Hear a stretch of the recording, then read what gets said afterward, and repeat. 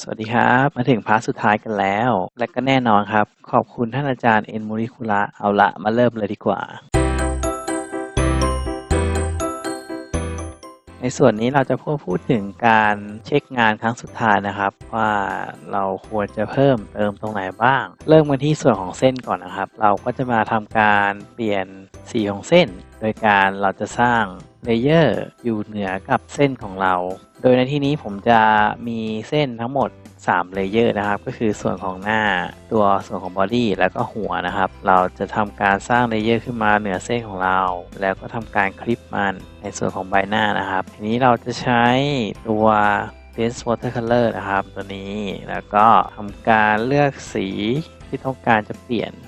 ส่วนของใบหน้านะครับสีที่น่าสนใจก็น่าจะเป็นสีที่เข้มขึ้นมาหน่อยหนึ่ง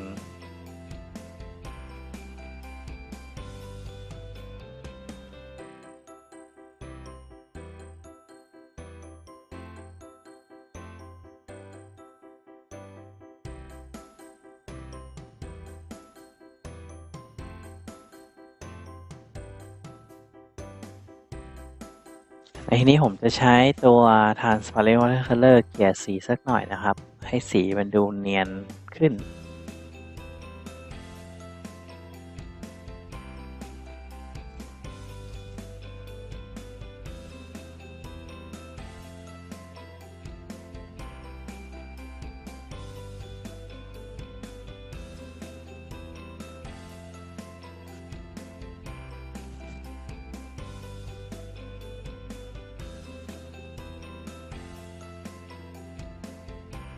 เส้นอันอื่นๆก็เหมือนเดิมนะครับเพราะฉะนั้นผมก็จะข้ามไปเลยละกัน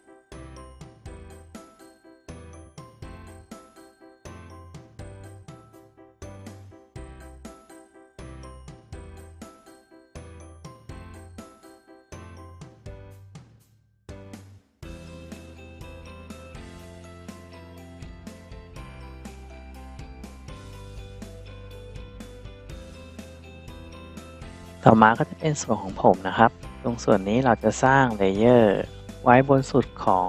เลเยอร์ทั้งหมดเลยนะครับที่เป็นส่วนของตัวละครหลังจากนั้นเราก็จะทำการเสริมในส่วนของเส้นผมที่มีการแสดงออกถึงการเคลื่อนไหวตัวละครให้ชัดเจนขึ้นนะครับโดยการเลือกสีที่เป็นโทนสว่างและก็โทนมืดของสีผมของเราอยู่แล้วนะครับในการทำเส้นผมออกมาในที่นี้เราจะใช้ตัว Lighter Pencil นะครับหลังจากนั้นเรากด Alternate เพื่อใช้ Eyedropper นะครับเลือกสีมาหลังจากนั้นเราก็จะวาดเส้นผมลงไป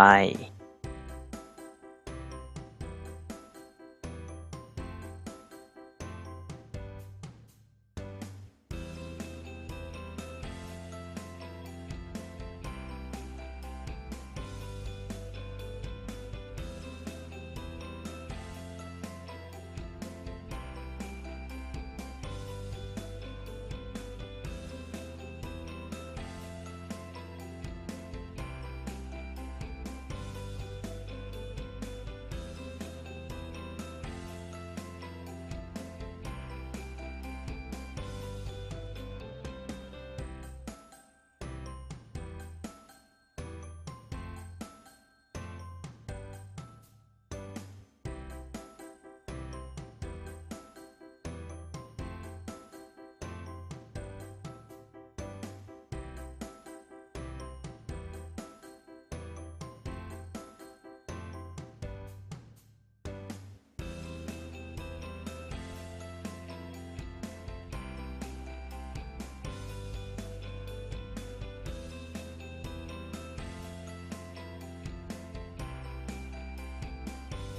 เสร็จแล้วครับในส่วนของบทความจะมีพูดถึงเพิ่มเติมในส่วนของเล็บมือแต่ว่าในภาพของผมนั้นมันไม่มีเล็บมือนะครับเพราะฉะนั้นผมจะขอข้ามไปต่อมาก็จะเป็นส่วนของผิวตัวละครนะครับสิ่งที่น่าสนใจก็คือ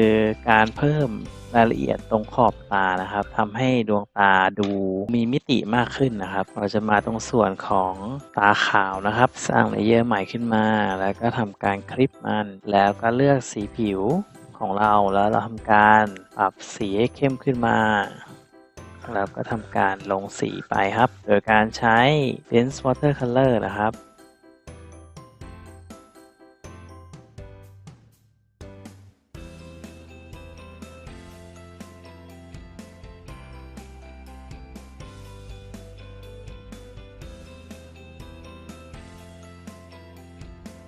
สีมันอาจจะดูไม่ค่อยเข้ากันเท่าไหร่เราก็ปรับมันนะครับโดยการกด Ctrl U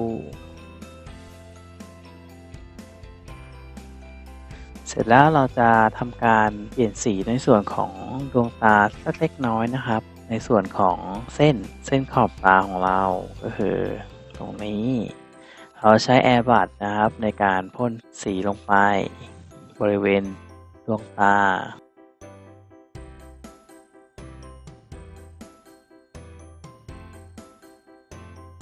ต่อมาก็จะเป็นการปรับสีโดยรวมของตัวละครเรานะครับ เราจะทำการสร้างเลเยอร์ไว้ข้างบนของเลเยอร์สีทั้งหมดนะครับในที่นี้ก็คือบนเลเยอร์ของดวงตานะครับไล่ลงไป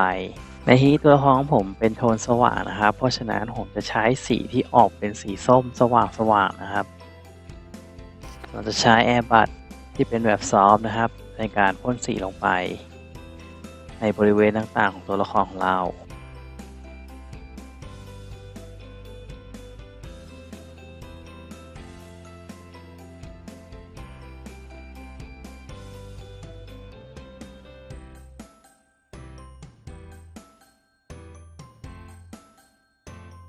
เปลี่ยนโหมด Blending Mode ตรงนี้นะครับเป็น Overlay ตัวละครของเราก็จะดูสว่างขึ้นมาเห็นไหมครับสำหรับในส่วนของการปรับแต่งของพื้นหลังผมจะขอข้ามไปนะครับเนื่องจากว่าผมยังหัดวาดพื้นหลังอยู่เลยสำหรับวิดีโอนี้ก็จบเพียงเท่านี้ครับคิดเห็นกันยังไงบ้างเอ่ยมีประโยชน์หรือเปล่าถ้ามีประโยชน์ก็อย่าลืมกดไลค์กดติดตามผมนะครับเป็นกำลังใจให้ด้วยเอาไว้เจอกันใหม่ในวิดีโอหน้าครับแล้วก็อีกอย่างหนึ่งครับคือในส่วนของการลงสีโดยรวมของตัวละครเรามันอาจจะมีบางส่วนที่มันเกินออกมาเพราะฉะนั้นเราก็ต้องลบมันออกไปนะครับวิธีที่ผมแนะนำก็คือการ Copy ในส่วนของสีตัวละครของเราเนื่องมาจากว่าตัวละครตัวนี้เส้นมันไม่ได้ปิดทั้งหมดนะครับเป็นเส้นเปิดเพราะฉะนั้นเวลาที่เราใช้ selection มันจะเป็น select เส้นทั้งหมดซึ่งมันใช้ไม่ได้นะครับผมก็เลยใช้วิธีการ copy layer ขึ้นมานะครับอันหนึ่งจะเป็นเลเยอร์ทั้งหมดที่เราวาดไปหลังจากนั้นเราจะทำการรวมเลเยอร์ทั้งหมดเลยนะครับ